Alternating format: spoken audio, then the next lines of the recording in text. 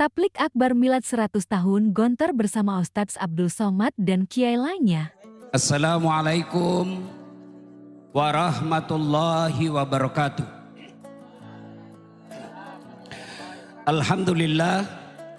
Alhamdulillahi rabbil alamin. Wa bihi nasta'inu ala umurid dunya waddin. Ashhadu an la ilaha illallah wa ashhadu anna Muhammadan abduhu wa rasuluh. Allahumma salli ala Sayyidina Muhammad wa ala alihi wa sahbihi ajma'in, amma ba'd. Bapak Ibu, saudara-saudara sekalian, teristimewa tuan-tuan guru yang hadir di tempat ini, yang insya Allah dimuliakan dirahmati Allah Subhanahu wa Ta'ala. Dari 4 penceramah yang hadir malam ini, sayalah kira-kira yang paling berat tugasnya. Kalau tadi Ustadz Fahru Rosi, alumni Pondok Pesantren Gontor, dilanjutkan dengan Ustadz Luqmanul Hakim, juga dari Gontor. Dan insya Allah sebentar guru saya juga Ustadz Abdul Somad. Tiga-tiga beliau ini pesantren terkemuka. Saya hanya dosen sospol. Satu-satunya pesantren yang pernah saya alami adalah pesantren kilat. Saya berpikir-pikir, selama ini Pak Kiai, kalau saya diundang ceramah banyak kiai di dalam, saya masih percaya diri. Saya bisa bilang, saya diundang satu-satunya alasan karena sayalah yang paling banyak follower saya di sini. Di sini saya tidak berlaku kalimat itu. Kenapa? Ada guru kita Ustadz Abdul Somad yang lebih banyak lagi followernya dari saya. Maka saya timbang-timbang, kenapa saya diundang? Karena sayalah yang paling lucu dari 4 penceramah ini.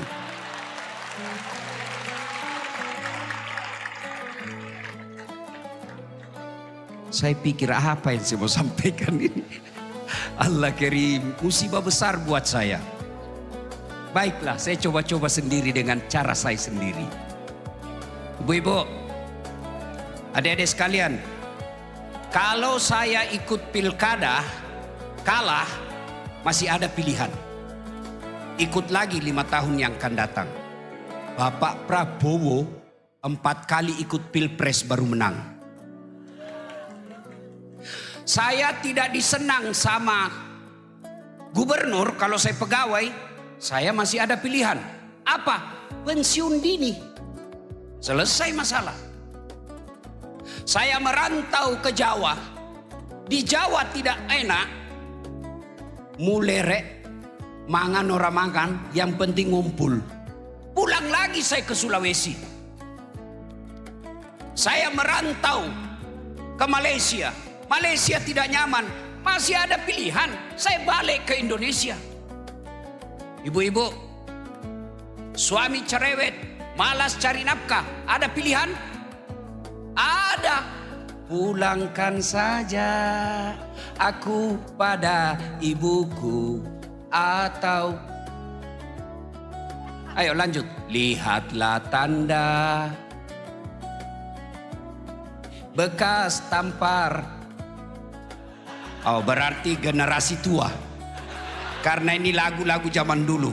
Tapi masih lebih baik lagu zaman dulu daripada lagu sekarang. Tak bolak-balik, tak bolak-balik. Apa yang kita dapat itu? Iya. Suami cerewet, masih ada pilihan. Balik ke orang tua. Bapak-bapak, istri cerewet, malas masak, tukang gosip, tidak mau sholat. Ada pilihan? Ada, malah 2 pilihannya, tambah atau ganti. Iya. Tapi tolong dijawab. Artinya, kalau menderita di dunia masih ada pilihan. Menderita di dunia masih ada senang-senangnya. Tidak ada orang dari pagi sampai pagi lagi sengsara terus hidupnya. Minimal dia gembira ketika dia nonton ceramahnya dan saat latih. Iya, ya ibu, ya ibu. Tapi tolong dijawab. Kalau masih masuk kubur, sedulur-sedulur masuk kubur, ada pilihan tidak?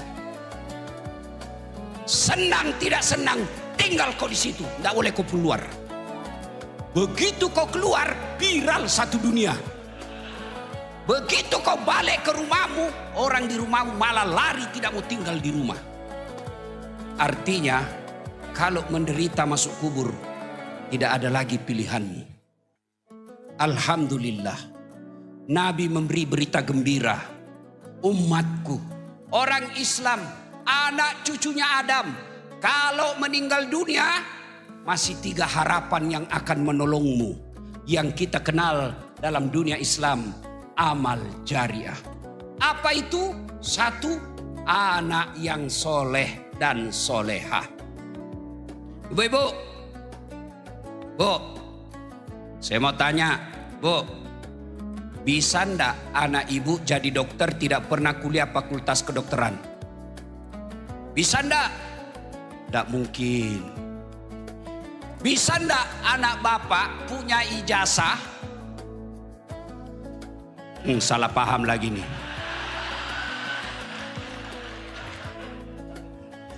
Sudah ndak usah itu kalau gitu.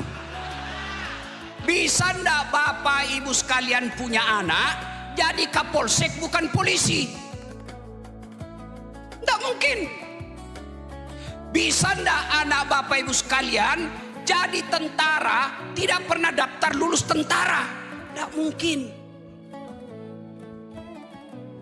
Bisa ndak anak bapak ibu sekalian jadi anggota DPR tidak pernah caleg?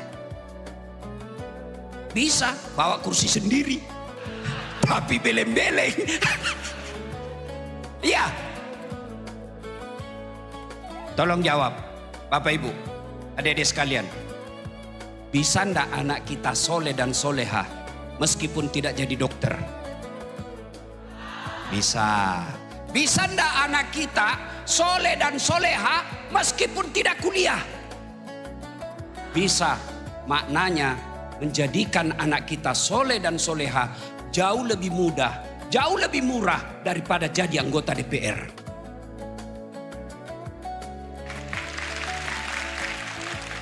Tapi sayangnya anak-anak kita, ibu-ibu kita lebih bangga kalau anaknya jadi kontraktor daripada jadi ulama. Lebih bangga mereka punya anak pengurus MBG.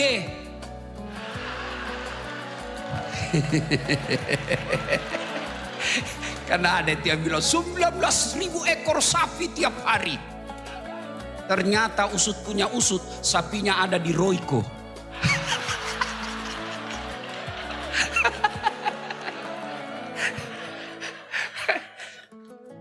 Nah, Bapak Ibu saudara-saudara sekalian, halo Ibu, Ibu, saya mau tanya Ibu, kalau Ibu meninggal nanti siapa yang doakan?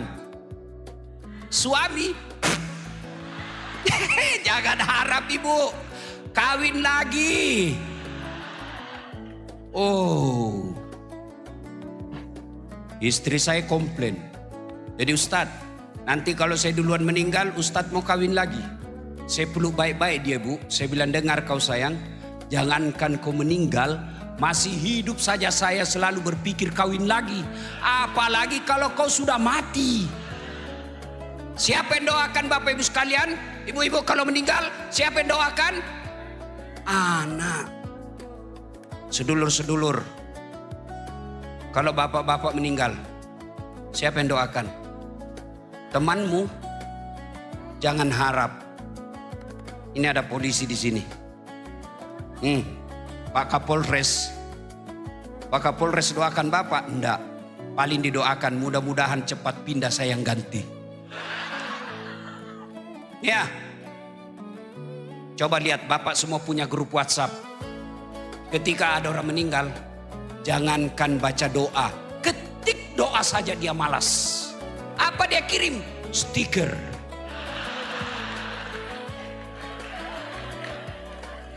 Al-Fatihah. Dia tidak baca itu. Bapak ketawa karena bapak semua pelakunya. Iya. Siapa yang doakan kita? Anak yang soleh dan soleha. Alangkah bahagianya kita, alangkah bersyukurnya kita ketika sudah jasad kita ditanam dalam tanah, anak membangunkan masjid untuk orang tuanya.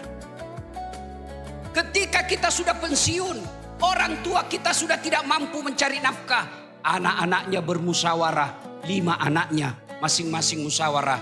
Saudara-saudaraku yang kakak berpidato, adik-adik sekalian, bapak sudah pensiun, tidak boleh lagi memikirkan sembako, tidak boleh lagi pikir token listrik. Mulai hari ini 1 anak 2 juta transfer ke orang tua, 5 anaknya 10 juta gaji pensiunnya dari anaknya, halalan toyiban. Yang banyak kita lihat dimuliakan di media sosial, dihormati di kantor, dicium tangannya anak buahnya, sampai di rumahnya dimaki-maki sama anaknya yang masih SMP. Demi Allah, orang tua seperti itu rugi lahirkan anak. Anak yang soleh dan solehah inilah yang menjadi harapan kita. Dia akan mendoakan orang tuanya sudah di alam kubur. Setiap sujudnya dalam sholat 5 waktunya, apa yang diucapkan? Allahumma gfirli wali walidayya warhamhuma kama rabbayani saghira. Itulah anak yang hebat. Tapi lihat anak-anak modern sekarang, makin kaya orang tuanya makin kurang ngajar. Oh, sama cowoknya sopan betul. Iya kak.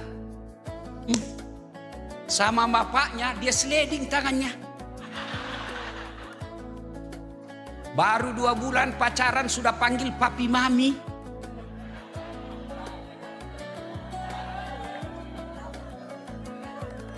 Pret.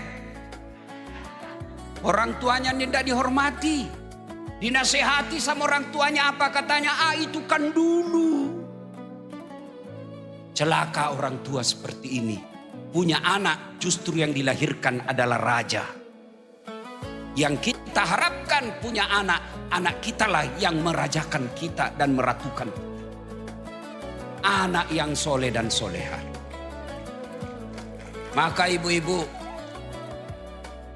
contohlah anaknya Ibrahim alaihissalam. Ibu-ibu masih ingat Ibrahim alaihissalam? Ketika diajak ngomong anaknya, "Nak, saya diperintah Allah untuk menyembelih kamu. Menurutmu bagaimana?" Kisah ini pelajaran buat kita. Orang tua tidak boleh otoriter dalam mendidik anak. Sudah nyata-nyata wahyu, masih diajak ngomong anaknya. Mail, Ismail. Jangan juga kau cari di kitab Mail, tidak ketemu kau sampai kiamat. Menurutmu saya diperintah Allah menyembelih kamu, menurutmu bagaimana? Coba, sudah perintah Allah masih diajak ngomong. Banyak orang tua otoriter.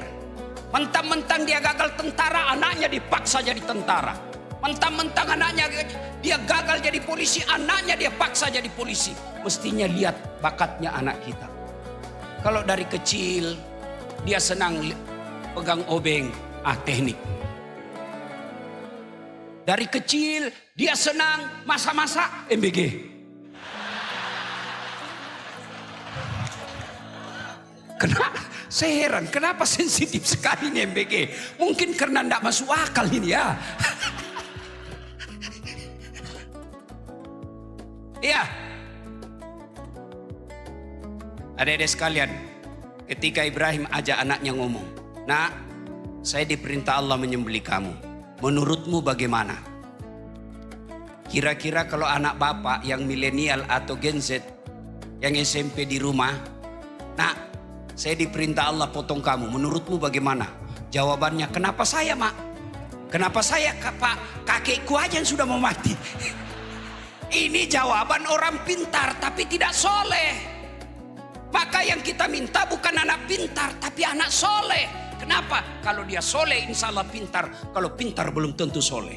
Maka doa Nabi Ibrahim, Allahumma rabbi habli minas solihin. Berikan hamba anak yang soleh.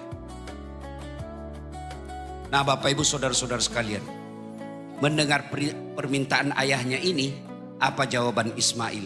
"Pak, don't worry. Be happy." Jangan cemas Pak. laksanakan. Insya Allah Bapak mendapati saya anak yang sabar. Itulah anak yang kita harapkan. Perintah agama tidak membantah. Sami'na wa ata'na. Maka ibu bapak, yang pertama yang mengalir terus amalnya, anak yang soleh dan soleha.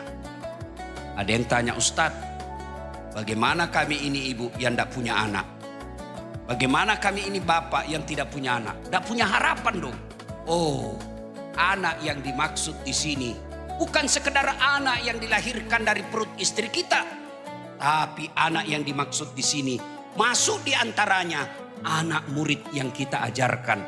Ibu-ibu yang tidak punya anak, lihat anak-anak didik di Gontor, temui gurunya. Ustadz, ada anak hafal Quran kah di sini? Ada anak yatim kah di sini? Berapa biayanya 1 bulan?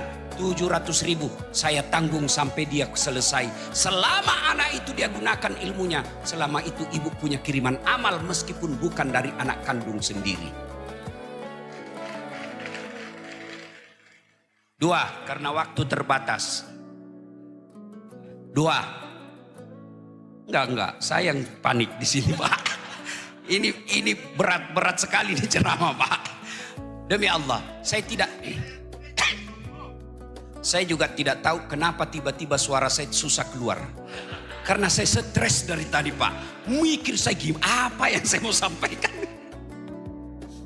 2, kata Nabi, adalah harta yang telah kita sedekahkan fisabilillah.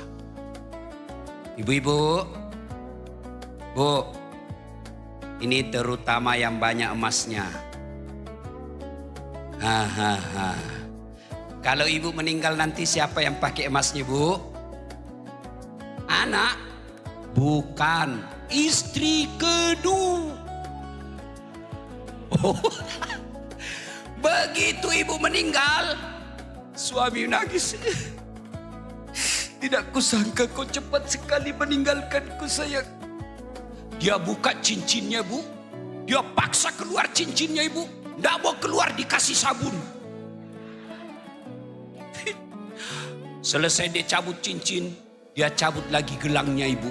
Ini gelang saya ini. Saya belikan kamu dulu waktu kita pergi umroh. Dia cabut gelangnya ibu. Sudah itu dia cabut lagi kalungnya ibu. Ini kalung saya belikan kau usia pernikahan 10 tahun. Terakhir gigi palsunya ibu pun dia cabut. Sudah itu dia bungkus. Dia bungkus cincinnya ibu, gelangnya ibu, kalungnya ibu. Dia bungkus sambil menangis. Dia simpan dalam lemari. Selamat tinggal sayang. Betapa cepat kau tinggalkan aku. Dia simpan. 3 bulan kemudian pergi reuni Gontor.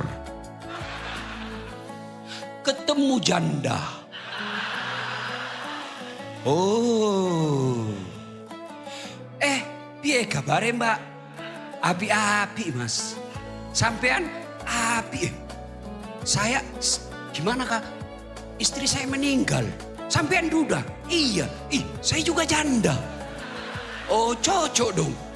Oh cinta lama bersemi kembali. Dia balik ke rumahnya. Dia ambil tadi emas yang dia simpan di lemari. Dia tarik lemari dalam emas itu. Dia simpan dalam kotak warna pink. Dia bungkus lalu warna pink. Kasih pita-pita warna pink. Orang yang lagi jatuh cinta. Dia ketemu sama si janda. Lalu dia berkata, "Dek, ambil saja ini emas. Sudah mati yang punya." Nggak lagi dia bilang wafat. Dia bilang kamu mati. Bu, daripada diambil janda, mending bawa ke Gontor. Bawa ke pesantren untuk anak-anak kita. Ini yang disebut pandai menyikapi harta. Pak Kiai, saya bilang sama ibu-ibu kaya di Makassar. Ibu-ibu yang kaya tidak usah pakai emas asli. Kenapa? Biar palsu orang juga tidak percaya palsu. Maka lebih baik kau pakai yang palsu, yang asli bawa ke pesantren. Saya bilang juga sama ibu-ibu yang miskin. Ibu-ibu yang miskin, tidak usah kau pakai yang asli. Karena biar asli orang juga tidak percaya. Maka lebih baik pakai yang palsu, yang asli bawa ke pondok pesantren. Jadikan dana untuk anak-anak yang soleh dan soleha lagi yang sekolah. Adik-adik sekalian, tanya Luqmanul Hakim, tanya Ustadz Abdul Somad, Abdul Fahur Rosi Amsar. Tidak ada orang bangkrut gara-gara sedekah. Tidak ada orang yang jatuh bangkrut karena sedekah. Yang sepanjang saya tahu justru dia kaya karena rajin sedekah. Dan tidak ada orang senang orang pelit. Saya mau tanya bapak-bapak, senang tetangga yang pelit atau dermawan? Ayo jawab. Senang menantu yang pelit atau dermawan? Senang pemimpin yang pelit atau dermawan? Tuh, tidak ada orang suka orang pelit. Bahkan orang pelit sekalipun tidak suka sama orang pelit. Dia bilang, tidak usah kau ke rumahnya, pelit. Padahal dia juga pelit. Suatu kali, Nabi didatangi musafir yang miskin. Assalamualaikum warahmatullahi wabarakatuh ya Rasulullah. Waalaikumsalam warahmatullahi wabarakatuh. Ta'al. Sini. Gaya-gaya sedikit. Ta'al. Padahal saya tidak tahu bahasa Arab. Sini. Ya Rasulullah, saya musafir. Sudah beberapa hari tidak makan. Adakah makanan yang boleh kami makan ya Rasul? Nabi berkata, tunggu mi dulu. Tunggu kos itu. Nabi masuk. Tanya Aisyah, ya Khumairah. Masya Allah. Panggilannya Nabi kepada istrinya, ya Khumairah, yang kemerah-merahan pipinya. Maka bapak-bapak pulang dari pondok ini, panggillah istri kita dengan panggilan kasih sayang. Wahai istriku yang termancung hidungnya. Tidak mancung hidungnya Ustaz, ya lehernya aku lihat. Tidak mau juga lehernya, ya giginya aku lihat. Justru giginya yang mancung, ya aku carilah mana yang baik. Jangan juga terlalu jujur. Jangan juga terlalu jujur. Mentang-mentang istrimu hitam kau panggil Blacky. Memangnya ini. Ya, masuk Nabi. Adakah makanan yang bisa kita berikan kepada tamu kita? Apa kata Aisyah? Ya Rasulullah, jangankan makanan, baunya aja tidak ada. Halo Ibu, Bu, ada enggak yang kalah ibadahnya Nabi di sini? Ada enggak kalah mustajabnya doa Nabi di sini? Enggak. Allah sampai katakan, andai bukan karena engkau Muhammad, saya tidak ciptakan dunia dan isinya. Saya persembahkan dunia dan isinya engkau Muhammad. Tapi ternyata kekasih Allah itu, di rumahnya pun tidak ada makanan. Kita tidak ada senasib seperti beliau, tidak ada makanan. Yang ada adalah selera kita melebihi rezeki yang Allah kasih. Nabi aja tidak ada makanan di rumahnya, tapi tidak pernah curhat di medsos. Ya Allah, berikanlah, murahkan rezekinya suamiku. Sibuk betul itu Tuhan mau baca medsosmu. Nah, keluar Nabi. Saudara, kami pun tidak ada makanan. Tapi ada jubah saya. Ini jubah saya, silakan kau ambil. Siapa tahu ada yang mau beli. Mendapat jubah Nabi senang.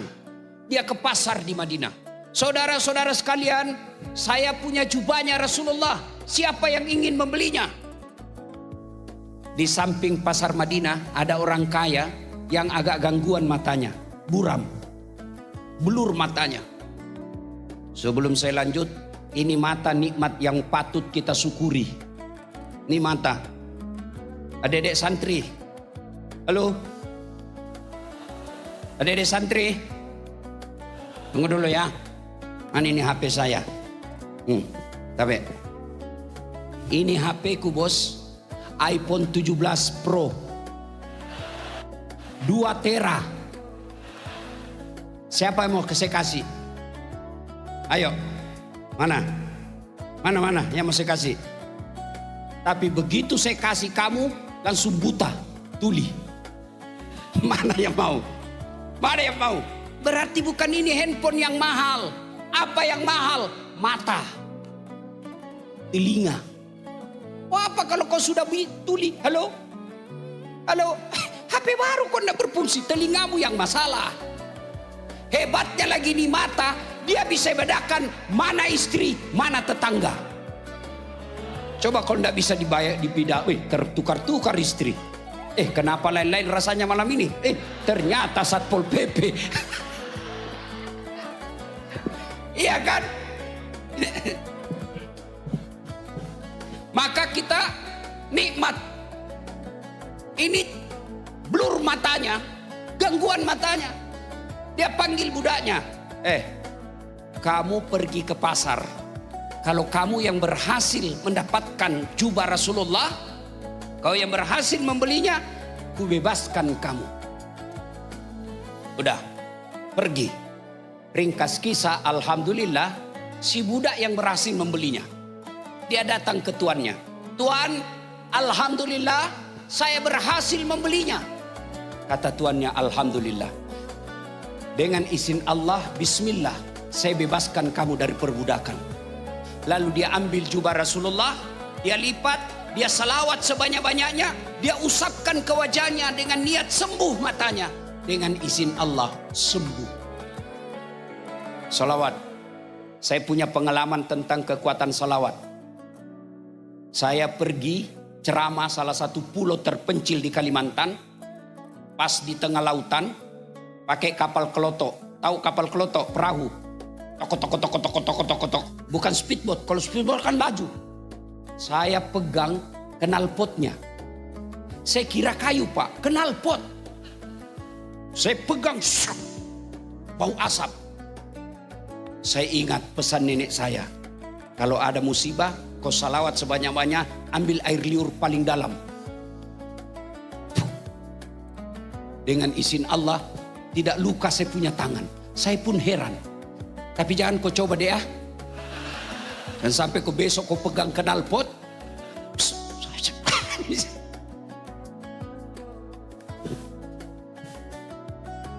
Dia usap wajahnya, dengan izin Allah sembuh.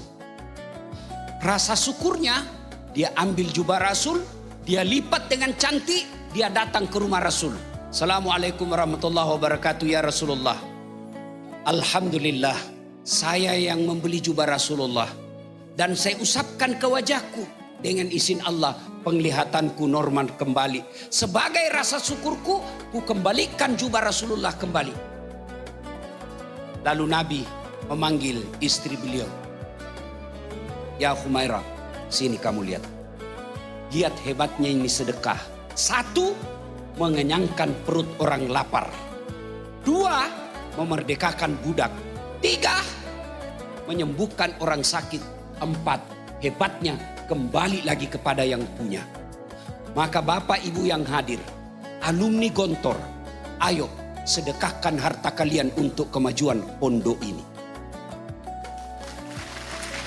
Saya tidak punya duit Ustaz. Kalau Anda ahli di bidang media sosial, sedekahkan media sosialmu untuk pondok ini. Saya ahli komputer Ustaz, sedekahkan ahli komputermu untuk pondok ini. Saya ahli manajemen Ustaz, sedekahkan manajemenmu untuk kemajuan pondok ini. Inilah yang kita istilahkan dalam Quran, fastabiqul khairat, berlomba-lomba dalam mengambil kebaikan.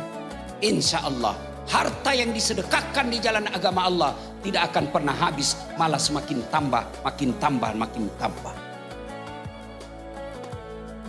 Terakhir ini kisah pribadi saya Pak Kiai. Ini bukan mau sombong dan takabur, supaya lebih yakin, karena saya yang mengalami. Kemarin waktu Idul Kurban, Saya pergi reuni Ikatan Fakultas Syariah IAIN Alauddin. Pada saat itu peresmian gedung IKA. Saya berpikir, apalah saya sumbang ini. Akhirnya saya berkata, insya Allah saya akan sumbang 50 juta untuk sapi kurban anak-anak mahasiswa. 2 ekor. Pulanglah saya Pak Kiai. Pas pulang, baru kira-kira 10 menit, masuk telepon pengusaha sukses Kalimantan. Ustadz, nanti datang ke rumah acara. Dan itu kalau beliau ngundang, bukan gini pegang amplopnya, tapi koper. Saya bilang sama anggota saya yang ikut, kau lihat hebatnya itu sedekah deh. Saya keluarkan 550 juta, saya yakin di atas 200 juta nanti gantinya ini kalau Aji yang undang. Berapa gantinya dia kasih? 400 juta. Sudah, baru satu itu? Sudah. Kemudian saya ke Jakarta. Pengusaha lagi ketemu. Ustadz, gimana kabar? Baik. Nanti saya kirim ya untuk hari lebaran. Dikasih lagi saya 100 juta. Sudah 500. Saya baru keluarkan dan lain masih ada lagi. Pada hari itu terkumpul 700 juta lebih. Percaya, yang penting hakul yakin. Jangan ragu-ragu. Kalau Bapak keluarkan dompet, mau isi celengan ragu-ragu, benar enggak diganti enggak? Benar enggak diganti nih kata Ustaz Hasan? Oh tidak Pak. Kenapa? Ana indosani abdibi. Benar Pak Kiai. Saya tergantung sangka hambaku. Kalau dia sangka diganti, saya ganti. Kalau dia ragu-ragu, tidak. Maka ada orang lewat celengan Pak. Anak muda tepuk belakang. Pak, dia sodorkan, ini orang kaya Pak, tapi pelit. Dia tarik dompetnya. Dia cari. 2.000 dia keluarin. Masuk celengan. Lewat depan anak muda ini. Ditepuk belakang, dari ada belakang. Haji. Ya, dia sodorkan uang 100.000. Wih, dalam hatinya Pak Haji. Hebat betul ini anak muda. Masih muda 100.000. Akhirnya dimasukkan celengan. Begitu masuk celengan, dia bilang ini anak muda. Pak Haji, itu uangnya Bapak yang jatuh tadi.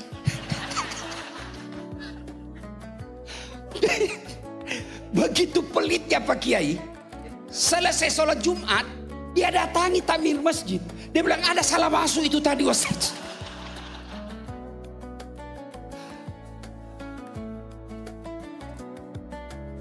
Pelit betul. Maka dedek sekalian, bagi manajemen modern, Eropa, Amerika, Australia, cendekiawan mereka berkata kalau mau maju ekonomi, kalau mau banyak duitmu, dia pakai manajemen ekonomi modern. Bagi kita pakai manajemen ilahiyah. Apa? Sedekah. Sedekah. Jangan berkata saya masih mondok, tidak mungkin. Sedekahlah. Meskipun sedikit. Apa sedekahnya Ustaz? Dilihat pesantren. Oh, sini tidak ada sendal dari tempat wudhu. Ada uang belanja dari ibu. Belikan sendal jepit. Niatkan, ya Allah, tambahkan rezekiku. Saya akan ganti ini. Insya Allah. Pondok ini bisa maju kalau kita semua berlomba-lomba dalam mengambil kebaikan. Salah satu di antaranya sedekah sesuai dengan apa yang kita miliki. Yang ketiga, yang akan mengalir terus-menerus adalah ilmu yang bermanfaat. Saya bukan ustadz, ya teruskan ceramahnya ustadz. Kita punya semua grup WhatsApp, tapi sayangnya grup WhatsApp yang banyak kita teruskan, yang kita share beramai-ramai, kadangkala hanya isu-isu politik. Tapi ceramah-ceramah, konten-konten dakwah biasanya kita malas untuk teruskan ke grup WhatsApp lainnya. Bapak terima ceramahnya guru kita Ustadz Abdul Somad. Terima, sebarkan ke orang lain. Kalau 10 grup, satu grup 100 orang, 500 orang. Masa tidak ada yang nyangkut? ilmu yang bermanfaat. Saya sayang, biasa heran, cuma yang selalu disebarkan ceramah saya meleset-meleset sedikit. Dilihat dosa, tidak dilihat barang bagus. Itu aja yang banyak disebarkan. Bapak ibu saudara-saudara sekalian, anak yang soleh dan soleha, harta yang telah kita sedekahkan, ilmu yang bermanfaat, alhamdulillah berkumpul di tempat ini. Inilah tempatnya ketiga-tiganya. Anak yang soleh dan soleha, anak pondok kita, anak pesantren kita. Bayangkan 100 tahun, bukan jumlah waktu yang ringkas. 100 tahun kita lihat Pak, banyak perusahaan, banyak organisasi bertahan 100 tahun. Tapi mungkin karena didukung oleh harta yang banyak. Banyak organisasi perusahaan bertahan 100 tahun. Mungkin karena didukung oleh oligarki. Tapi pesantren Gontor bisa bertahan 100 tahun. Bukan karena harta, bukan karena kekuasaan, bukan karena oligarki. Tapi karena nilai. Mungkin kita melihat ada pesantren dibesarkan oleh keluarga. Tapi apa yang ditularkan, dia menjadi warisan keluarga itu. Tapi Darussalam Gontor diwariskan bukan untuk anak cucunya, tapi untuk umat, menjadi badan wakaf. Itu yang menjadi nilai buat kita semua. 100 tahun silih berganti pejabat, silih berganti rezim, tapi alhamdulillah Gontor tetap berdiri sampai sekarang. Kalau Anda mencari Gontor, jangan cari gedung yang tinggi-tinggi. Kalau Anda mencari Gontor, pada awalnya bukanlah tanah yang lapang dan gedung yang mewah. Tapi dimulai dengan cita-cita 3 pendiri bersaudara yang kita kenal Trimurti. Yang sampai detik ini karena keikhlasannya bisa bertahan sampai 100 tahun. Tapi tidak boleh puas sampai di situ. Pertanyaan makin besar, mampukah kita abad kedua berikutnya? Saya yakin dengan semangat 3 tadi, insya Allah, jangankan 100 tahun yang akan datang, biiznillah, dengan izin Allah, maka Gontor akan bisa lebih tua dari Republik Indonesia insya Allah. Indonesia baru berapa puluh tahun, Gontor sudah 100 tahun. Mudah-mudahan Allah memberkati tempat ini, guru-gurunya, santri-santrinya, dan insya Allah abadi sepanjang zaman. Ini saja yang ingin saya sampaikan.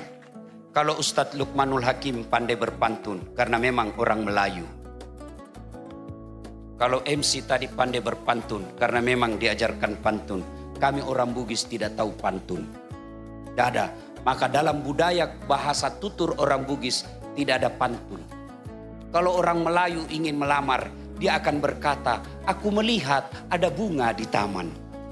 Bunga itu sudah siap untuk dipetik. Kalau orang Bugis tidak. Sudah besar anakmu ya? Kasih nikah anakku sama anakmu. Itu orang Bugis itu. Tidak pandai dia berpantun Pak. Itu orang Bugis begitu. Maka kami tidak tahu pantun. Maka saya mohon maaf tidak bisa berpantun. Ya, Bapak Ibu saudara-saudara sekalian, terutama para kiai, terima kasih atas penghormatan ini. Saya tadi tertolong. Sebab saya tadi lihat susunan acara, saya yang terakhir. Bayangkan kalau saya yang terakhir, di depan ada Ustadz Abdul Somad, mati butuh saya. Alhamdulillah. Ustadz Abdul Somad yang terakhir, saya bisa terselamatkan. Bapak Ibu saudara-saudara sekalian, terakhir sekali. Ini semangat buat adik-adik. Saya alhamdulillah, orang Tionghoa pengantin di Makassar, non muslim, saya diundang ceramah nasihat perkawinan. Padahal non muslim, Tionghoa, diundang nasihat perkawinan. Bahkan Cap Gome kemarin, Cap Gome tahun baru Tionghoa, tablik akbar di Klenteng, saya diminta ceramah. Inilah kira-kira yang disebut pesantren modern Gontor. Bisa diterima semua golongan. Mudah-mudahan adik-adik sekalian, dakwalah yang rahmatan lil alamin. Kalau Anda ahli dakwah, dakwah. Jangan menakut-nakuti. Ada orang ceramah, baru baca satu hadis, kayak dia panitia hari kiamat. Saya pun dibully di medsos. Dibilangi kamu ustadz tidak sunnah. Cerita-cerita sunnah kamu tidak sunnah. Saya bilang kenapa kau tuduh saya tidak sunnah? Buktinya kau tidak punya jenggot. Ya mau diapa kalau tidak mau tumbuh? Maka adik-adik pesantren, ayo silakan jadi mubalik yang bisa diterima semua orang.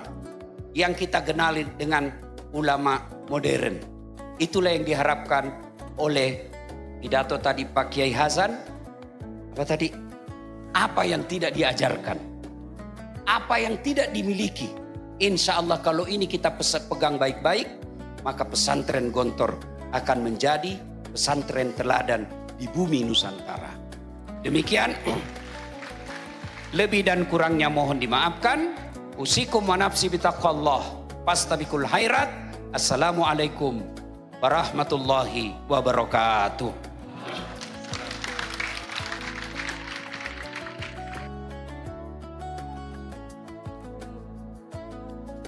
Alhamdulillah, Allahumma salli ala Sayyidina Muhammad ibn Abdullah wa ala alihi wa sahbihi wa man tabi'ahu wa mawala.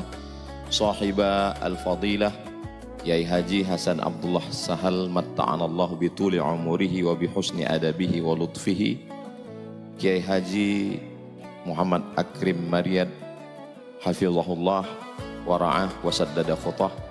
Asatidah al-kiram, al-asatidah al-kiram ahibbai wa a'azzai fillah, tashilan li wa tafhiman lakum sa'atakallamu bil lughatil Indonesia. Memang cantik kain katun, pergi kondangan makannya lahap. Saya tidak lagi berpantun karena sudah dihabiskan Paris Harahap.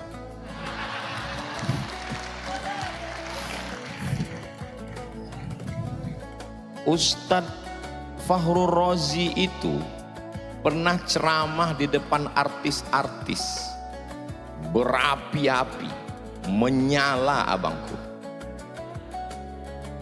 Ustadz Luqmanul Hakim ceramah di depan pengusaha-pengusaha, menghantam mereka yang gila branded itu. Dia habisi seperti Mike Tyson menghabisi Holyfield. 2 kali pukul tumbang. Tapi begitu mereka kembali ke Gontor, menangis. Jadi waktu mereka menangis tadi, saya berpikir, Ustadz Luqmanul Hakim tajribi 4 tahun di Gontor. Ustadz Fakhrul Razi taman SD 6 tahun di Gontor. Menangis, apalagi aku. Apa yang mau aku sampaikan? Saya bacakan Al-Fatihah sekali ke Kiai Haji Ahmad Sahal.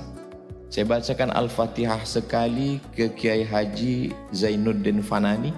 Saya bacakan Al-Fatihah sekali ke Kiai Haji Imam Zarkashi. Langsung diijabah Allah. Apa yang terjadi? Berubah susunan acara.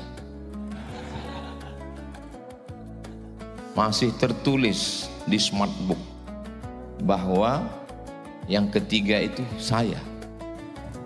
Kalau sayalah yang maju tadi, menangis juga lah saya. Tapi begitulah indahnya rencana Allah, lebih indah dari rencana panitia. Maju Ustadz Das'ad Latif, selesai semua dibuatnya. Memang kalau kita ceramah di rumah kita sendiri memang nggak bisa. Nggak bisa. Makanya Ustadz Fakhrul Razi, Ustadz Luqmanul Hakim kembali ke rumah. Mereka bisa ngomong itu aja udah alhamdulillah. Apalagi saya. Maka mudah-mudahan apa yang mau saya sampaikan ini diridhai Allah Subhanahu wa ta'ala. Ustadz Das'ad Latif dari Makassar, Sulawesi. Ustadz Luqmanul Hakim dari Kalimantan. Ustadz Abdul Somad dari Sumatera. 3 pulau ini tidak pernah bersatu dalam sejarah. Malam ini Gontor Perekat Umat tertulis sebelah kiri. Itu masih koma. Kalau mau dilanjutkan, Gontor Perekat Umat wal Ummahat.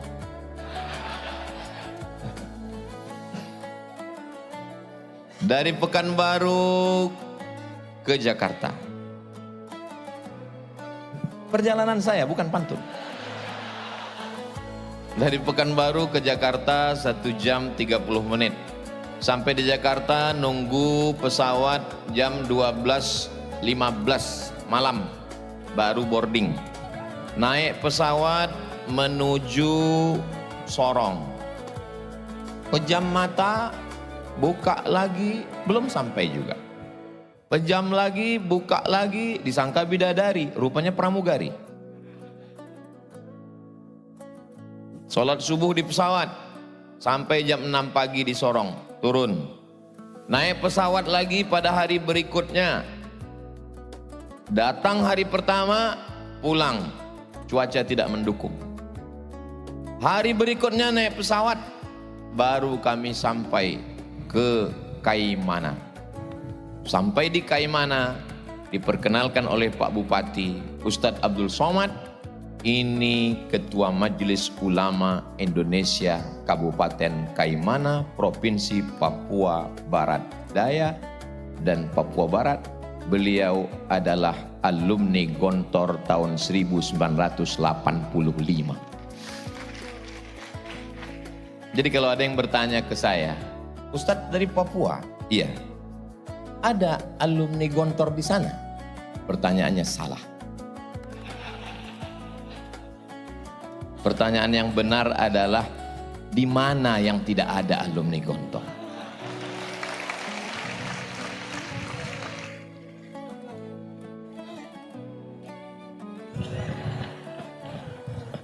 Ini belum izin ngopinya ini. Sudah dirindut. Pergi ke Kairo. Terus kemana? KBRI, Kedutaan Besar Republik Indonesia. Ketemu alumni Gontor, Duta Besar Republik Indonesia, Bapak Muhammad Fakhir. Bapak Abdurrahman Fakhir. Pergi ke kantor Kementerian Agama yang gedungnya tinggi di depan Masjid Istiqlal, yang megah, yang hebat. Pergi sekali ke sana, akan ketemu dengan Bapak Maftuh Basyuni. Datang lagi sekali lagi ke sana, ketemu lagi dengan Bapak Lukman Hakim Saifuddin. 2 kali datang, 2 kali ketemu alumni Gontor. Pergi ke PBNU, Pengurus Besar Nahdlatul Ulama. Datang sekali ke sana, orang akan bertemu dengan Kiai Haji Idham Khalid. Ketemu lagi ke sana, akan berjumpa dengan Romo Kiai Haji Hashim Muzadi, alumni Darussalam Gontor Ponorogo. Pergi ke kantor Muhammadiyah, akan ketemu dengan Bapak Profesor Dr. Din Syamsuddin. Artinya apa? Berdiri di atas semua golongan. Li jami'it tawaif wa li maslahatil ummah. Inilah yang diperlukan Indonesia yang sedang tercabik-cabik hari ini. Saudaraku yang dimuliakan Allah Subhanahu wa ta'ala. Ada non-muslim yang mengomentari video saya. Pas saya tanya dia, "Abang, video yang mana yang abang lihat?" Saya khawatirnya seperti yang dikatakan Ustadz Das'ad tadi. Mau dilihat takut dosa, mau tidak dilihat barang bagus. Soalnya video itu saya simpan juga Ustadz Das'ad. Kata dia, video yang Ustadz mengatakan berawal dari keterpaksaan, lama-lama jadi kebiasaan, lama-lama jadi kebutuhan. tentang bangun pagi. Berapa banyak orang bisa kuliah S1, S2, S3? Berapa banyak orang skor TOEFL Test of English Foreign Language? Berapa banyak orang berprestasi? Tapi kalau untuk bangun pagi susah, payah. Di sini anak bapak, anak ibu diajar bangun subuh. Tidak ada yang tidak bangun subuh di Darussalam Gontor Ponorogo ini. Nih, makanya kalau ada suami ibu yang payah bangun subuh, kirim ke sini. Biar diletakkan telinganya dekat lonceng itu. Bangun subuh ini bukan, tadi saya coba browsing di internet, manfaat bangun pagi. 1, 2, 3, 4, 5. 1, ususnya sehat karena dia sarapan, sehingga tidak sempat kelaparan, tidak sempat asam lambungnya keluar, tapi tidak ada makanan. 2, jantungnya, hatinya tenang, maka moodnya hari itu sehat. Jangan sampai dia bad mood. Mulutnya sehat. Kenapa? Karena tidak kering, ada makanan, ada minuman. Matanya sehat karena tidurnya teratur. Kalau tidur pagi sampai siang, payah tidur malam, susah tidur malam. Padahal tidur yang paling berkualitas adalah tidur malam, paginya melek, itu yang paling bagus. Yang kelima, otaknya cerdas, bangun pagi. Yang nulis itu bukan website Islam. Di mana Ustadz baca? www Rumah Sakit Siloam. Orang non muslim yang menulis. Tapi ajaran bangun pagi itu ajaran kita. Disinilah anak bapak ibu dibangunkan pagi. Semua berawal dari bangun pagi. Tunjukkan lembaga, mau universitas, mau sekolah hebat yang membangunkan anak-anaknya. Saya sudah nanya pengajian ibu-ibu. Ibu-ibu, ya, gimana bangun pagi? Alhamdulillah Pak Ustadz, membangunkan anaknya mudah, bapaknya yang susah. Jadi semua berawal dari bangun pagi. Anak Anda sulit bangun pagi? Daftarkan segera. Ingat, sebelum tanggal penutupan berikut ini. Saudaraku yang dimuliakan Allah SWT, Darussalam Gontor Ponorogo tidak mencari murid karena yang tereliminasi saja ribuan orang. Tapi anak-anak kita perlu diselamatkan. Dari apa? Gak usah dulu cerita masalah lapar. Lapar gak usah dipikirkan, ada MBG.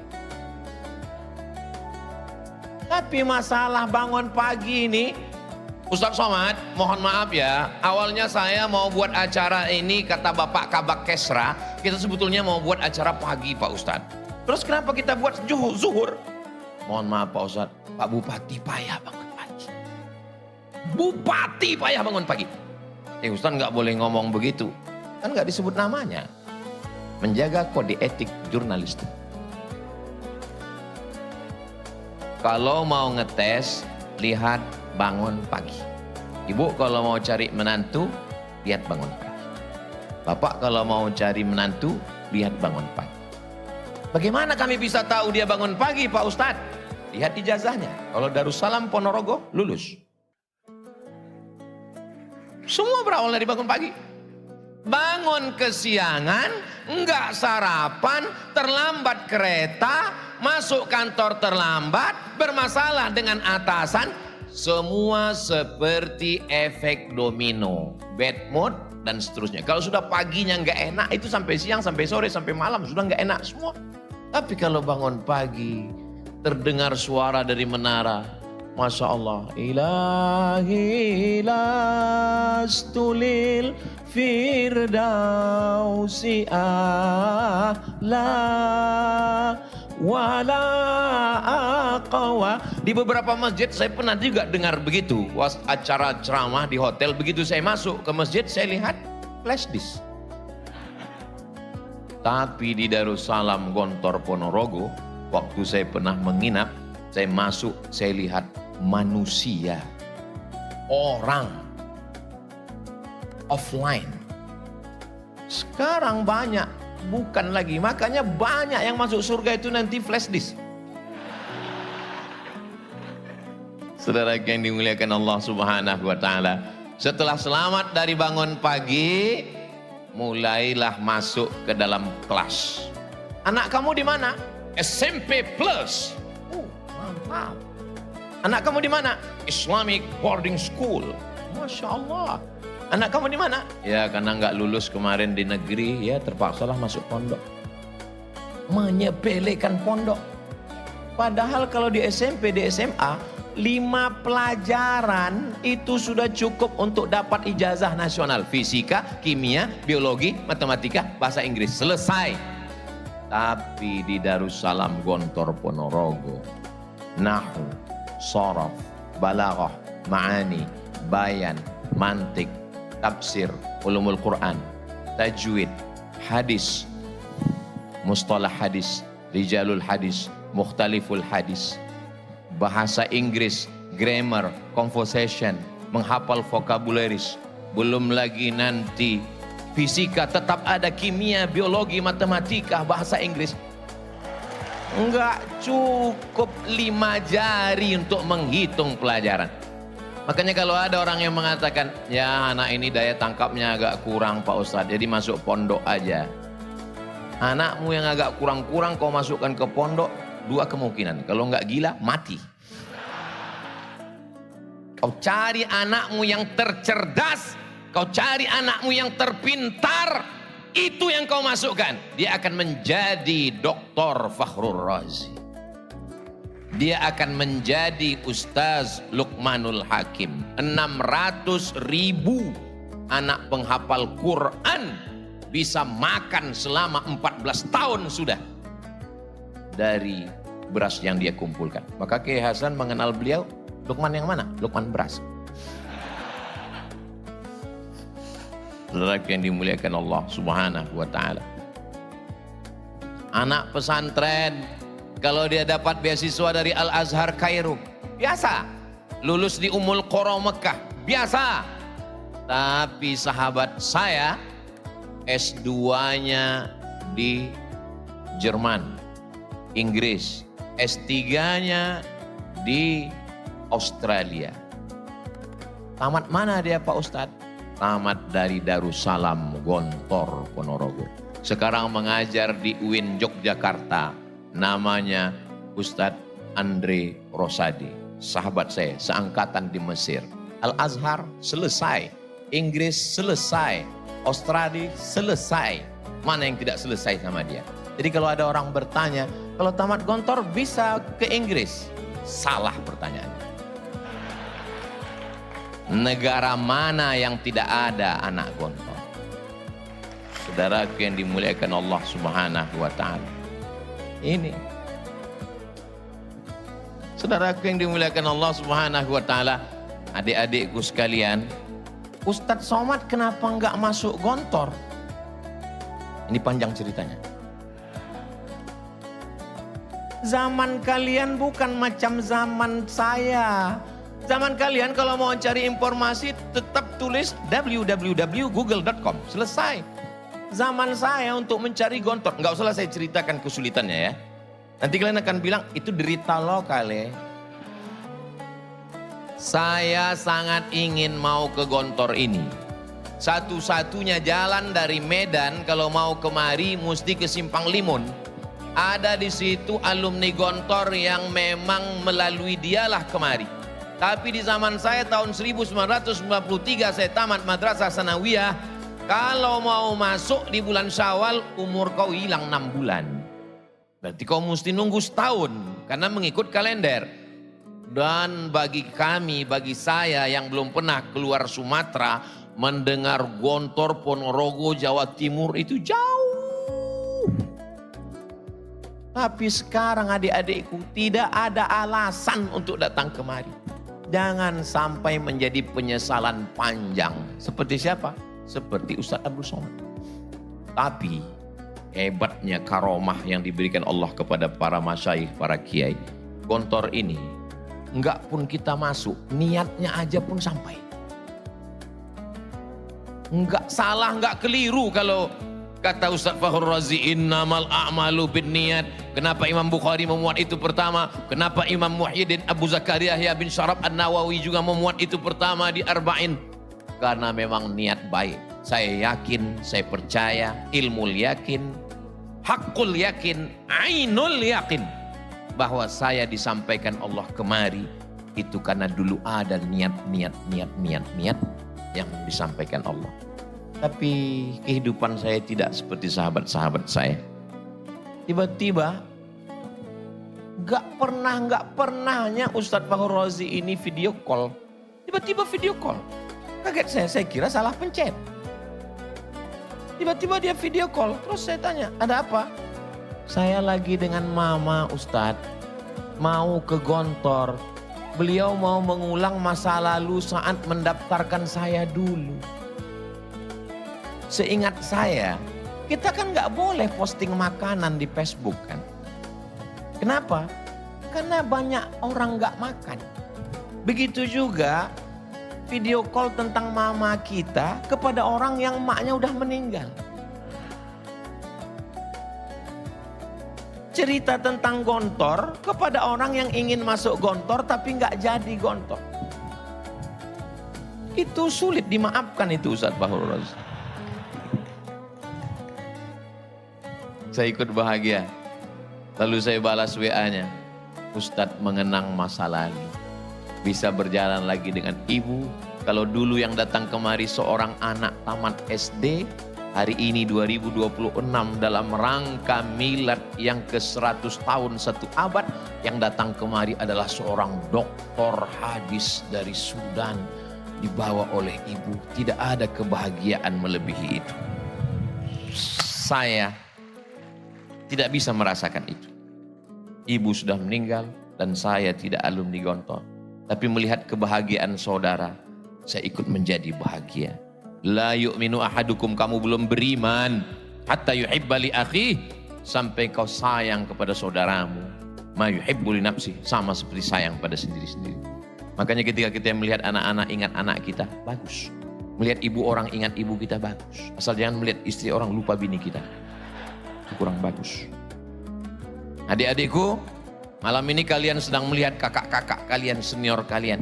Nanti kalian juga akan datang kemari sebagai guru besar, sebagai pejabat, sebagai duta besar, sebagai menteri. Dulu ibu kalian saat melepas kalian menangis melepas dia pergi. Tapi nanti 10 tahun, 20 tahun akan datang. Kalian juga akan datang kemari meneteskan air mata. Air matanya sama. Keluar dari lubang yang sama, rasanya sama. Tapi dulu air mata penderitaan, kesakitan, kepedihan. Tapi hari ini air mata kebahagiaan. Melihat ibu dan anak bisa bertemu kembali. Perempuan yang dulu tidak ada rasa jijik untuk menggosokkan brus, membersihkan WC demi untuk mendapatkan barokah. Ternyata tangan itulah yang dicium oleh orang karena anaknya bisa mengumpulkan beras. Ibu dari Ustadz Luqmanul Hakim. Ibu itu punya firasat yang dalam. Dia tahu. Dari mana dia tahu? Ittaqu firasatal mu'min. Takutlah kamu pada firasat orang beriman. Fa innahu yanzuru binurillah. Dia memandang dengan pandangan Allah. Apa yang dia kirimkan untuk Abdul Somad? Dia kirimkan jas. Inilah yang saya pakai malam. Kenapa? Dia tahu saya lupa bawa jas. Dan saya hanya pakai baju koko dan sudah saya siapkan sorban. Betapa tidak pedenya saya. Seandainya saya malam ini tidak kelihatan seperti alumni Gontor. Malam ini Masya Allah. Terserah orang mau komen apa. Kayak pemain cadangan. Ini gak apa-apa. Saudara yang dimuliakan Allah Subhanahu Wa Taala. Adik-adikku, kalian orang yang beruntung. Kalian orang yang bertuah. Anta rajulun mahzuz. Kaifa halukum? How are you tonight? Pripun kabare panjenenganipun? Alhamdulillahi rabbil alamin.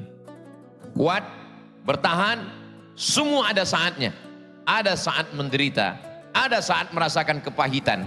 Tapi yang pahit-pahit itu akan menjadi sesuatu yang manis dan indah pada masanya. Tak bisa diungkapkan dengan kata-kata, karena kata terlalu miskin untuk mewakili rasa. Andai kita coba merangkai kata untuk menceritakan rasa malam ini, rasanya belum bisa. Kenapa? Karena rasaku belum tentu rasamu. So sweet. Saya hanya bisa kirimkan video dari Kiai Muhammad Akrim Maryad. Saya putar keliling sampai ke Kiai Hasan, lalu saya kirimkan ke rumah, karena ada orang yang ikut bahagia dengan kebahagiaan kita malam ini, insya Allah. Saudara yang dimuliakan Allah Subhanahu wa Ta'ala, ibu bapak kalau ngantar anak ke pondok, antarkanlah dia dengan semangat, antarkan dia dengan kekuatan. Jangan antarkan dia dengan air mata dan kesedihan. Ini banyak ini orang tua ini kalau ngantar anak, belum apa-apa lihat mana kasurnya ini. Semangat, bangkitkan semangat dia. Begitu. Kalau mau nangis jangan di pondok, nanti sampai Madiun. Sampai di situ barulah nangis. Habiskan tisu 3 kotak. Datang sahabat saya mengadu, Ustaz Somad istri saya menangis bengkak matanya karena anak di pondok. Bagaimana nih Pak Ustaz?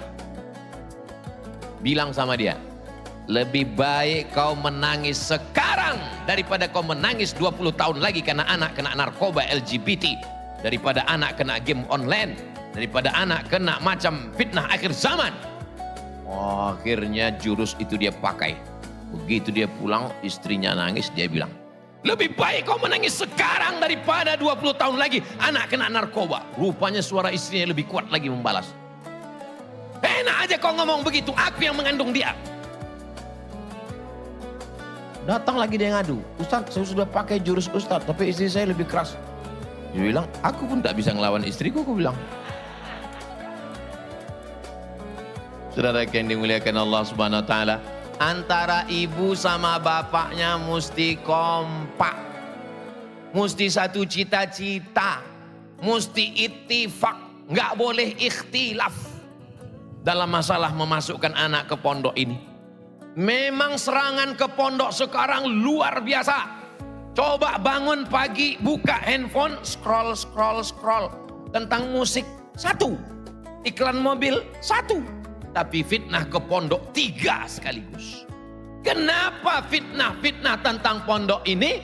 Munculnya ketika pendaftaran ajaran baru. Terstruktur. Setiap bulan Mei, Juni pasti bangkit lagi tentang pondok. Tapi pondok modern Gontor tidak kena. Kenapa? Karena masuknya bulan Syawal. Saudara yang dimuliakan Allah Subhanahu wa Ta'ala, ada saja cara Allah melindungi. Saya tidak membenarkan yang salah tetap salah. Makanya ketika ketua Komnas HAM tidak setuju bahwa oknum itu mau dikebiri, dia katakan tidak setuju. Saya bilang jangan dikebiri. Semua heboh kebiri. Saya bilang ojo dikebiri. Terus pateni aja. Tidak layak dia hidup. Itu sudah layak hukum hirobah untuk dia. 50 anak-anak yang tidak berdosa dia hancurkan masa depannya. Kira-kira setuju dengan saya? Sama-sama radikal. Saudara yang dimuliakan Allah Subhanahu wa Ta'ala, yang salah tetap salah, dihukum, tegakkan keadilan. I'dilu, bersikap adillah. Wa aqrabu littaqwa, karena itu mendekatkan kepada takwa. Tapi jangan gara-gara nila setitik rusak susu. Dulu sebelanga, sekarang udah pakai kotak. Para kiai yang mukhlisina laguddin, mereka lebih dulu bangun sebelum santrinya bangun. Dan mereka terakhir tidur daripada santrinya. Semua dia dengarkan. Semua dia perhatikan. Apa kata Ustadz Luqmanul Hakim? Almarhum Romo Kiai Haji Abdullah Syukri Zarkashi tahu mana keran yang hidup, mana yang mati, mana yang bocor. Kata Ustaz Luqmanul Hakim. Saya duduk di samping Romo Kiai Haji Hasan Abdullah Sahal. Tiba-tiba beliau panggil tadi adik kita. Sini sebentar. Ada apa Kiai? Sonnya mati. Beliau mendengarkan, katanya sonnya mati. Saya saking senangnya malam ini udah nggak tahu lagi saya mana yang hidup, mana yang mati. Apa kata beliau berbisik ke saya? Beginilah jadi pimpinan pondok. Semua mesti kita perhatikan.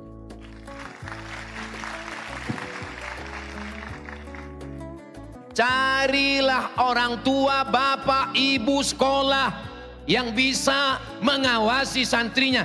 Dari mulai bangun pagi jam 3, ngulang hafalan, mufradat, masuk masjid, sholat sunat, sarapan, masuk kelas, zuhur, masuk kelas, asar, olahraga, mandi, maghrib, isya, makan, jam 10 malam, masuk lagi.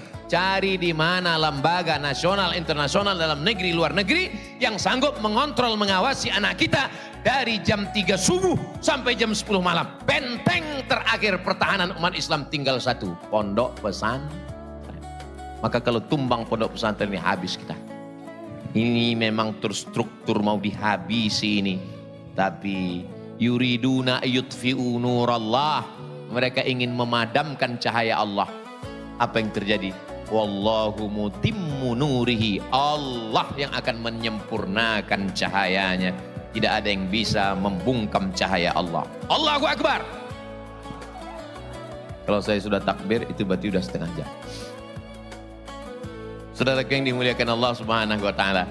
Anak-anaknya sudah, wali santrinya sudah. Tadi ada Ustadz Das'an Latif menyinggung tentang kenapa pondok ini bertahan 1 abad. Kenapa bisa bertahan?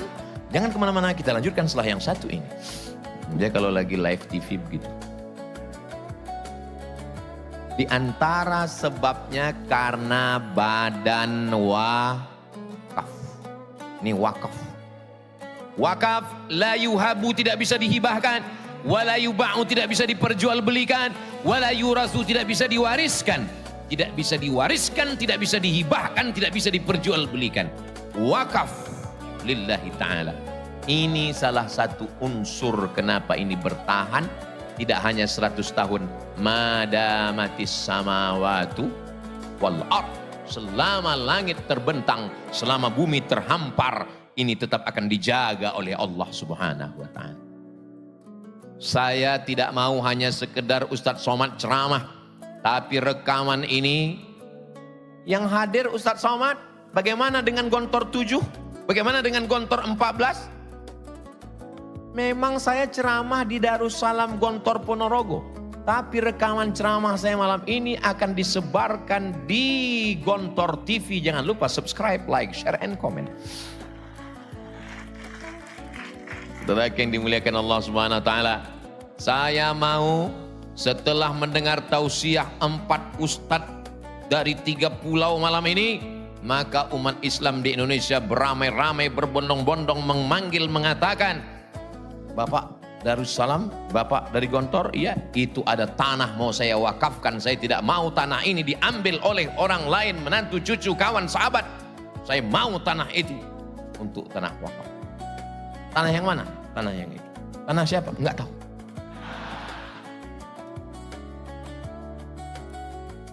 COVID-19 enggak bisa ceramah.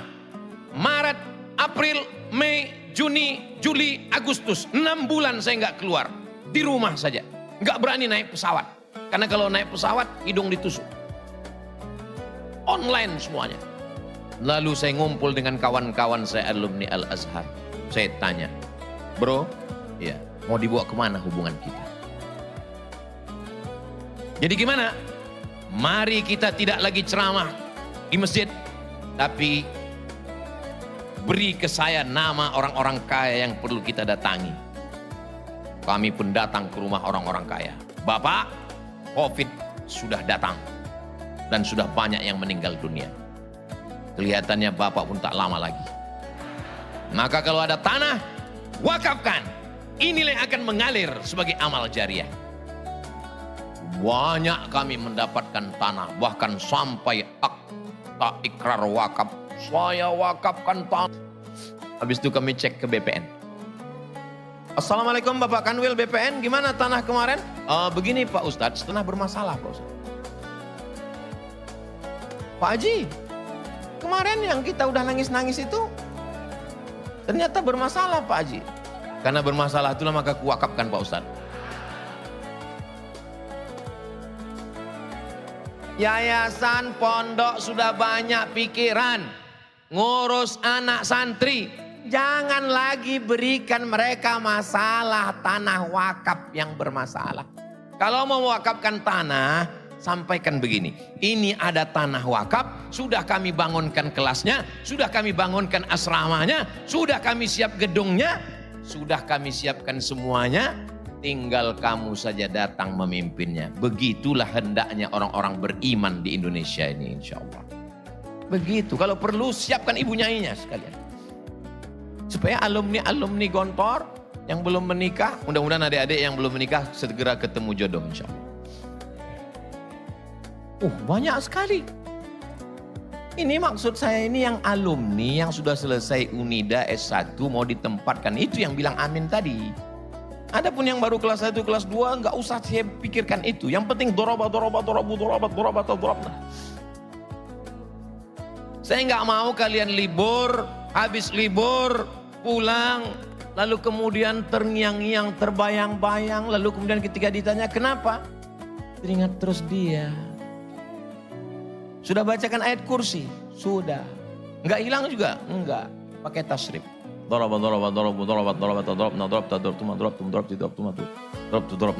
nggak juga hilang? Pakai fi'il mudhari. Ustadz Somad, kami ini fi'il madhi adik-adikku. Fi'il madhi itu maksudnya mabniun alal fathi. Kami ini nggak akan berubah. Dorobah nggak bisa jadi dorobi. Tapi kalian fi'il mudhari bisa jadi yadribu, bisa jadi lam yadrib, bisa jadi lan yadriba. Tergantung amil apa yang masuk. Maksudnya apa? Kalianlah yang memimpin perubahan di masa akan datang. Adapun kami ini masa lalu, fi'il madhi yang tidak mungkin berubah. Tapi kalian berubah, tapi juga akan merubah Indonesia ke zaman yang lebih baik di masa akan datang. Kalau ada orang mengatakan Indonesia gelap, Indonesia gelap. Ya mungkin karena lagu yang sering dinyanyikan seperti mati lampu. Tapi kalau lagu yang dinyanyikan saudara kita tadi, sholawat, menyanyikan lagu-lagu yang mengingatkan pada Nabi Muhammad SAW, maka insya Allah saya selalu optimis. Kenapa? Karena syarat untuk menjadi pesimis itu satu. Syarat jadi pesimis cuma satu. La taqnatu mir rauhillah. Jangan putus asa. Kenapa? Yang layak putus asa itu hanya illal qaumul, orang kafir yang layak putus asa. Maka kita tidak layak untuk berputus asa. Bagaimana masa depan anak-anak kita, Pak Ustadz Somad? Ustadz Abdul Somad kepalanya ini dirusak hanya oleh 5. Unyil, Ucrit, Usro, Pak Ogah, Pak Raden. Itu pun gak merusak, banyak mendidik. Tapi anak saya, ponakan saya sekarang dirusak macam-macam. Instagram, Telegram, Miligram, Kilogram, Facebook, TikTok. Apa yang bisa menyelamatkan ini? Saya buat nizam ketat. Anak gak boleh pegang handphone. Jangan pegang handphone. Tiba-tiba Sami yang 5 tahun, setiap tamu datang, ngelihat anak-anak pegang handphone gini dia. Tamu datang ke rumah bawa handphone, dia ngintip handphone teman. Meleleh air mata saya. Sedih. Anak begini. Saya bilang sama istri, kita kasih dia handphone. Jangan, kata dia. Tapi nggak tahan juga. Akhirnya kami cari jalan tengah, win-win solution. Kita kasih dia handphone, tapi handphonenya jangan konekkan ke internet. Terus isi aja video ngaji, baca Quran, doa-doa, zikir-zikir 5 menit, 5 menit, 2 menit, 3 menit. Buat 20 file biar dia nggak bosan. Nggak bisa kita lepaskan. Sahabat saya, alumni Al-Azhar, guru di Pekanbaru, razia ke sekolah, bawa keranjang, ambil handphone murid, ambil handphone siswa, ambil handphone siswi, periksa isinya, videonya, kontennya. Lalu orang tua ditelepon, "Bapak, besok datang." "Mohon maaf, saya ada kerja luar kota." Ibunya, istri datang. Ibunya datang, dikasih tahu, ini anaknya kurang ngajar, ini anaknya kurang perhatian, ini anaknya tidak dapat didikan yang baik. Setelah gurunya habis ngomong, si ibu ngomong, "Mohon maaf Pak, itu handphone suami saya." Ternyata bukan kenakalan remaja, bukan kenakalan anak-anak, tapi kenakalan bapak. Ibu-ibu, kalau ibu rajin mengawasi handphone suami, bagus. Nanti coba kalau handphonenya tinggal, ibu miss call. Tiba-tiba muncul keluar, bukan my wife, bukan ya Humaira, bukan Blacky. Terus apa yang keluar? Security syariah. Saudara yang dimuliakan Allah Subhanahu wa taala, al-mu'minun suami, wal mu'minat istri, ba'duhum awliya'u ba'd, saling tolong menolong. Ya'muruna bil ma'ruf, mengajak berbuat baik, wa yanhauna 'anil munkar. 100 tahun Gontor, 1926 bagaimana manajemennya, dari mulai mengatur santrinya, sampai dapurnya, sampai kurikulumnya, sampai tanah wakafnya, sampai badan usahanya. Ini manajemen totalitas yang dituliskan dalam 500 halaman disertasi yang sudah disidangkan belasan profesor doktor di Universitas Airlangga. Ditulis oleh Bapak Dr. Munif At-Tamimi.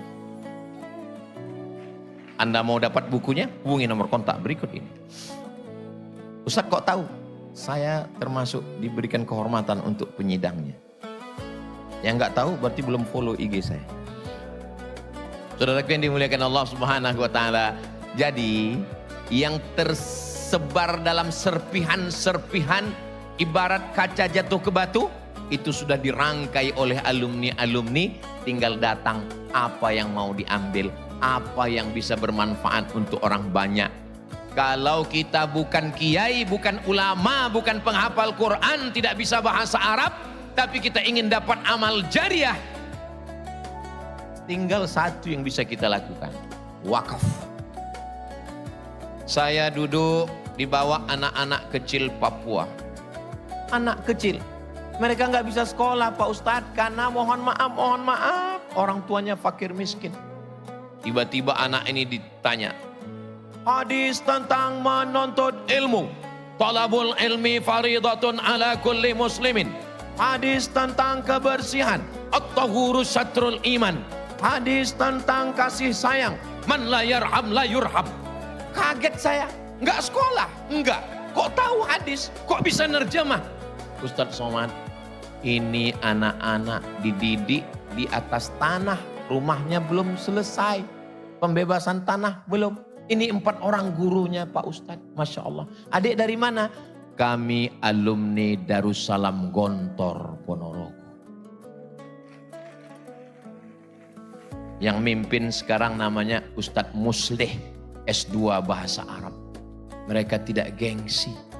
Banyak orang pulang dari Timur Tengah berharap turun dari pesawat disambut dengan talal badaru alaina. Ketika pulang ke kampung tidak direspon, tidak dimuliakan, ngambek. Akhirnya merantau ke kota, nggak ceramah, nggak ngajar, nggak ngaji, nggak mendidik.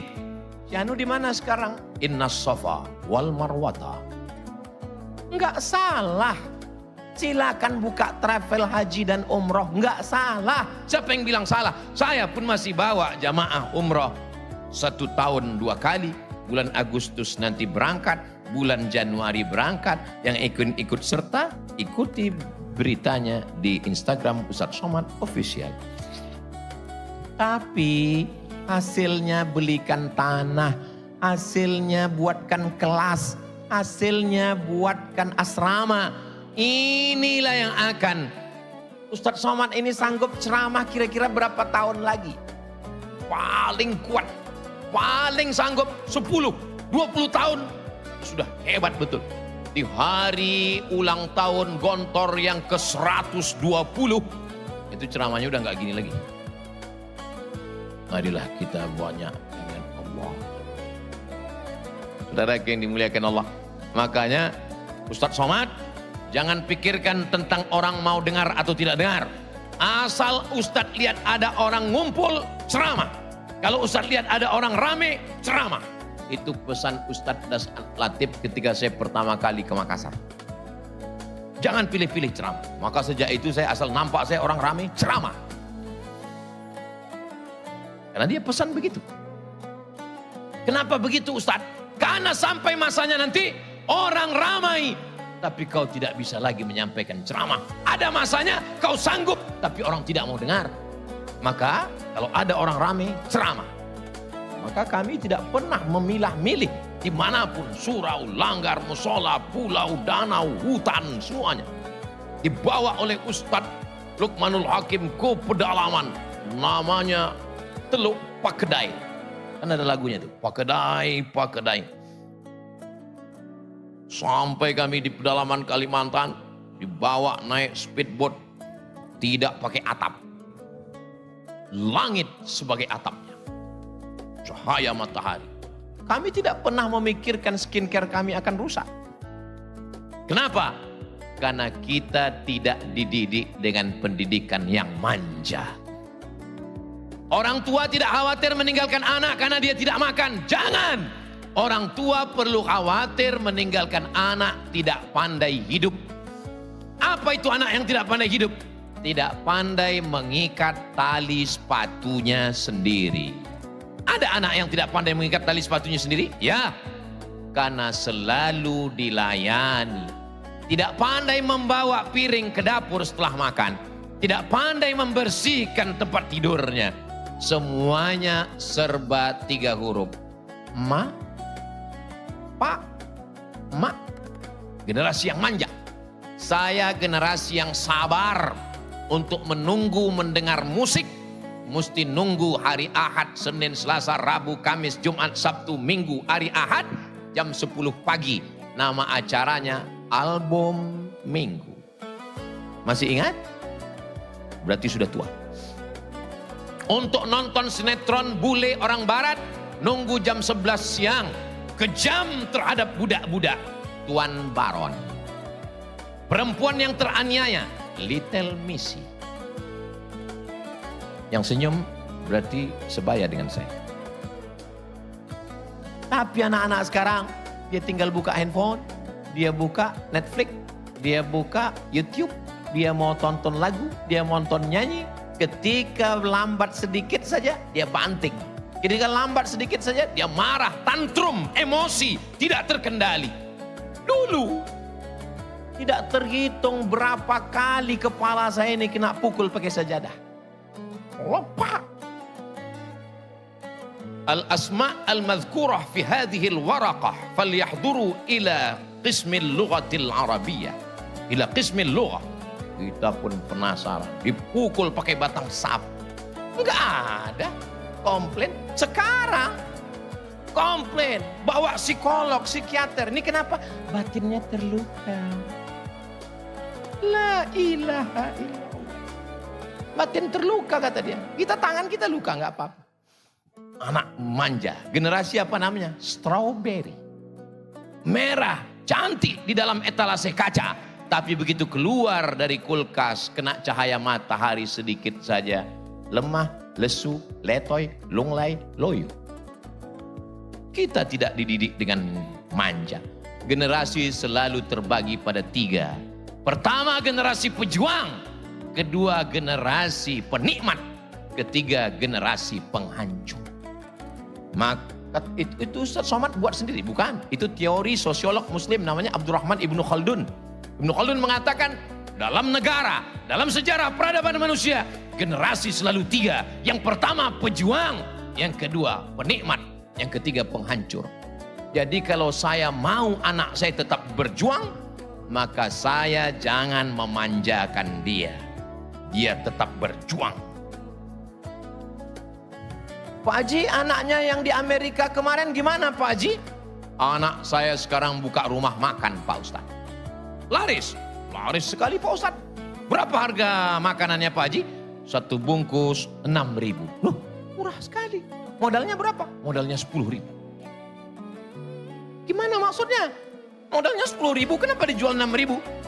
Saya hanya mau supaya anak saya bangun pagi, dia belanja ke pasar, dia beli ikan, dia beli sayur, dia bawa tukang masak, dia ngontrol, dia ikut bungkus, dia bagi, dia ngitung. Supaya dia tahu nilai uang. Karena kalau tidak diajar begitu, dia akan hambur-hamburkan uang. Dia tidak peduli bagaimana sulitnya mencari uang. Penderitaan. Universitas yang paling berhasil mendidik, nama universitasnya adalah bukan Harvard University, bukan Cambridge, bukan Sorbonne, tapi Universitas Penderitaan. Ustadz Luqmanul Hakim lulus Gontor. Setelah itu terbang sejauh mata memandang ke Malaysia. Di sana beliau belajar di Universitas Penderitaan. Sampai beliau pernah bawa motor, nggak boleh parkir di situ. Dilarang parkir. Tapi sekarang beliau datang sebagai tamu kehormatan. Ustadz Somad pernah juga begitu. Saya tamat dari Mesir, nggak langsung ke Maroko. Sempat 1 semester di UKM, University Kebangsaan Malaysia. Dari 1000 menara, Mesir, negeri 1000 menara, ke negeri 1000 makcik. Sampai di Malaysia, secara resmi di University Kebangsaan Malaysia. Tapi sesungguhnya di perantauan Universitas Penderitaan. Saya beli sepeda motor, harganya 500 ringgit. 500 ringgit waktu itu sekitar 2 juta rupiah. Sekarang nggak segitu lagi karena dolar sudah 18.000. Motor ini kok murah sekali Pak Ustadz. Motornya unik. Kalau digas laju, lampunya mati. Kalau pelan, mesinnya mati. 6 bulan saya pakai motor itu dari Kajang ke Bangi, Universitas Kebangsaan Malaysia. Di situ baru saya sadar. Sengaja Allah buat saya pakai motor itu supaya apa? Supaya saya bisa merasakan perasaan. Bukan hanya perasaan orang yang bisa saya rasakan. Perasaan motor itu pun bisa saya rasakan. Kalau laju, kencang, lampunya mati. Kalau pelan, mesinnya mati. Dan kalau parkir, jauh parkir. Supaya apa? Jangan dilihat cewek.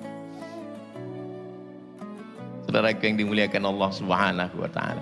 Jadi, insya Allah, saya yakin dan percaya, berkah para masyaikh, berkah guru-guru kita, sehebat apapun kalian nanti adik-adikku, datanglah. Saya, walaupun gak selesai di UKM, saya tetap datang ke UKM. Dan ketika saya presentasi, ada satu profesor mengatakan, Ustadz Abdul Somad ini adalah alumni UKM. Saya malu, saya bilang, Prof, saya di sini cuma 1 semester. Ada aturan baru, 4 hari pun alumni. Saya tetap datang ke pondok. Saya pulang ke pondok. Abdul Somad, ya Pak Kiai, pulang ke pondok. Saya nggak tamat Pak Kiai, nggak apa-apa. Saya pulang. Begitu saya masuk ke asrama, nggak tahan, pecah tangis saya. Membayangkan asrama saya, tempat saya mandi dulu, tempat saya jemur pakaian, berapa celana dalam saya hilang di situ. Nggak sanggup saya menangis, basah semuanya, sedih. Habis itu di depan teman-teman saya tanya, wahai sahabat-sahabatku baik yang satu angkatan maupun tidak, mau kalian mau maafkan segala silap salah khilafku kepada kalian? Mau. Ku ulang sekali lagi, maukah kalian memaafkan segala silap salahku? Mau. Lepas rasanya daripada saya mencari mereka di padang mahsyar nanti. Memangnya apa kesalahan Ustadz? Saya ini sebetulnya enggak nakal, cuman inilah teman-teman, makanya jangan berteman dengan orang nakal. Kebetulan waktu itu saya dapat jadwal jadi bulis. Datang teman saya, Mat, ya, ini yang punya lemari ini Abu Khalul Bukhola. Inilah yang paling pelit mat, katanya.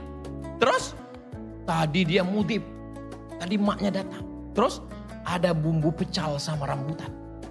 Terus ayo kita buka.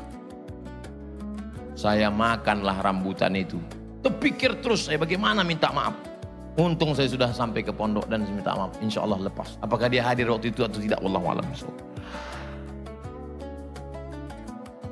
Alumni SD, reuni SD, kumpul. Reuni pondok, kumpul. Jangan menjauh. Kenapa? Karena kita tidak tahu entah dari mulut yang mana berkah-berkah doa itu. Cium tanganmu. Kepala saya ini pernah dijedutkan ke papan tulis. Dan ketika ketemu dengan guru itu nggak ingat, tapi saya ingat. Saya cium tangannya, saya minta doanya, keberkahan. Mungkin karena dijedutkannya itulah kepala saya ini lurus. Kalau tidak mungkin sudah koslet. Saudara yang dimuliakan Allah Subhanahu wa taala, santrinya sudah, bapak ibunya sudah, orang-orang kaya yang punya tanah untuk berwakaf sudah.